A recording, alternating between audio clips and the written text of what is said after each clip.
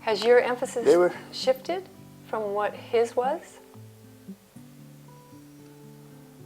No, basically he believed in, and I do also, he believed in the blood, you know, the so-called blood of the plant, which is the fresh juices. Mm-hmm. And so in our practice, there was no shelf life.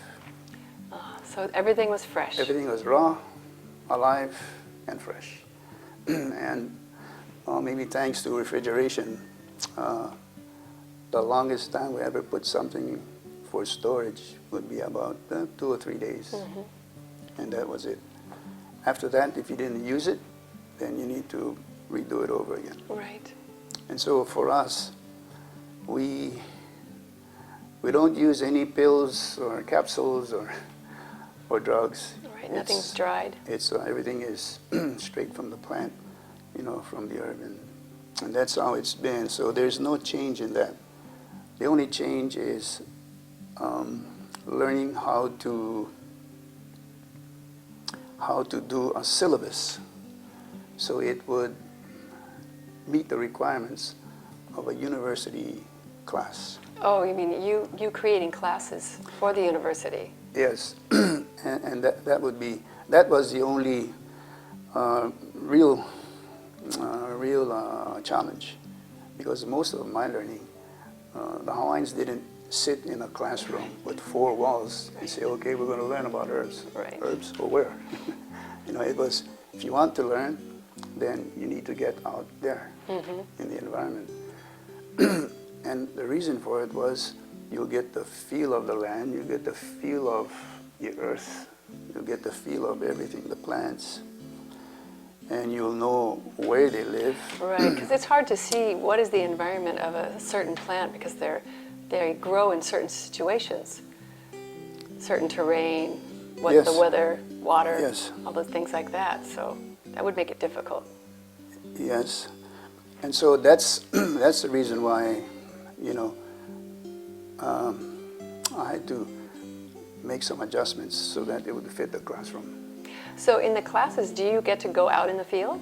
We do. One of the days at least? We do. You know, we call it a field trip, and we get together with the students on a certain weekend, probably, you know, usually Saturdays, and we usually visit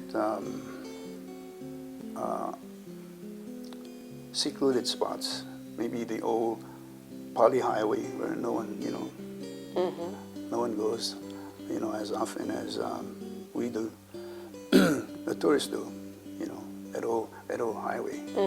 So all we do is hike on it. And today it's just underbrush and a lot of herbs, because the cliffside, the cliffside is right there.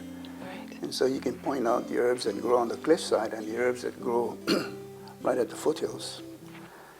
And so it's been a blessing for us to use that old highway.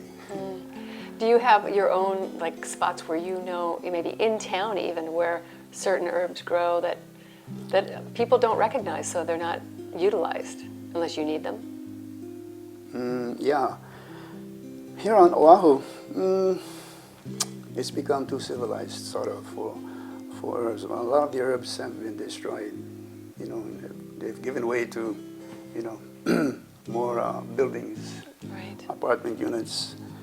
And so on the outer islands like Kauai, Maui, the Big Island, and the other islands, Lanai, Molokai, more of the herbs, you know, can be found, you know, there. Can some of them be cultivated? Can we talk a little bit about the herbs that you use and whether they can be cultivated, you know, like in a garden, or if they have to be found in nature in their natural state? Some herbs can be cultivated. Some herbs, well, you see, herbs are like people.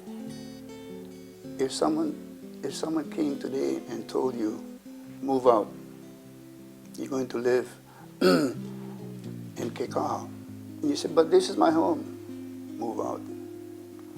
Well, that's what happens to the herb when you go and you pick them and you pull them. You say, I'm going to take this herb home. The herb doesn't want to leave. Right. But you pulled it out of its habitat and you forced it to live in your environment. And so a lot of the herbs go into shock and they say, never. And so they die, you know. And it's the same with people. People don't die, but they go into depression. And, oh man, we got to find friends again, and we got to go to a new school, and we have to adjust. Same with the herbs. Yeah, they can go into shock, Yes. and never be the same. Just like Yes. stop themselves and their body functions and their systems, and slowly Yes. die. Some herbs are friendly to man. You find them, you know, common. They're close by. They're along the roadside, you know, and they're very easily tamed, and they like to be, you know, close to civilization. They're happy. But then there are other herbs, you know, the warriors. They're not close to man.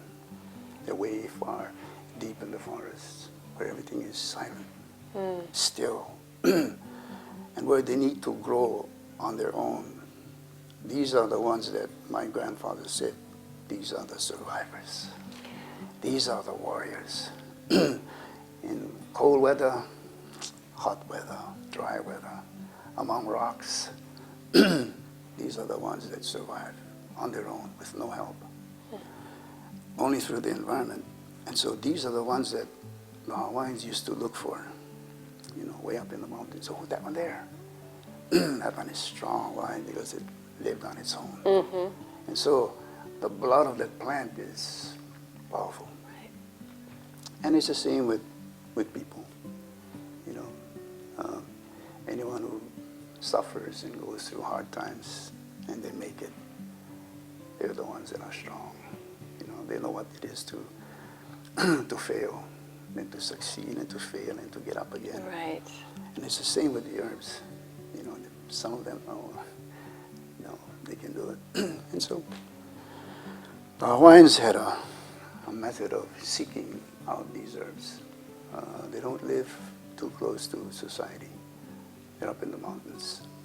And they're not too friendly, but then they're willing to give up their life for the sake. All you need to do is, in this, the tradition of La'au Lapa'au, the foundation of our people was the spiritual aspect that had to be brought in with the cognitive.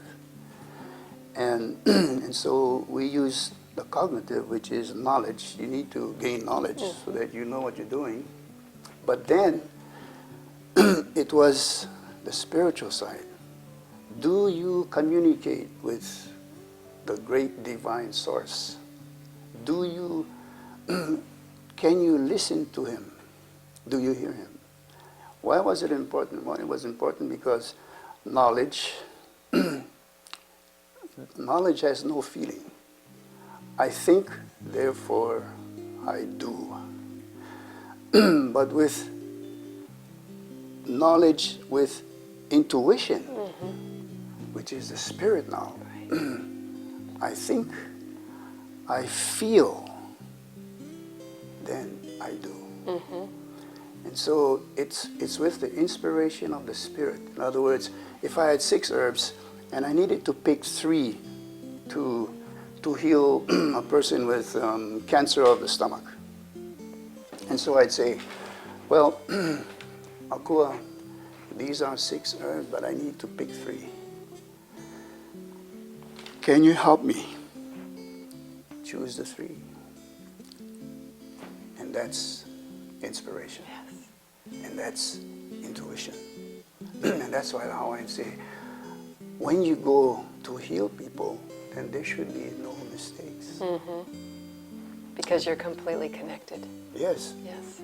And so, if he says, yes, that one, and that one,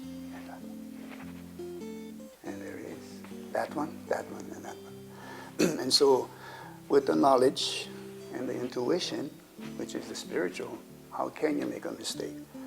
And so I was brought up through my granddad. The discipline was no mistakes. You need to be sure about your combination of herbs. You need to be in touch with our foundation, which was Akua, or God.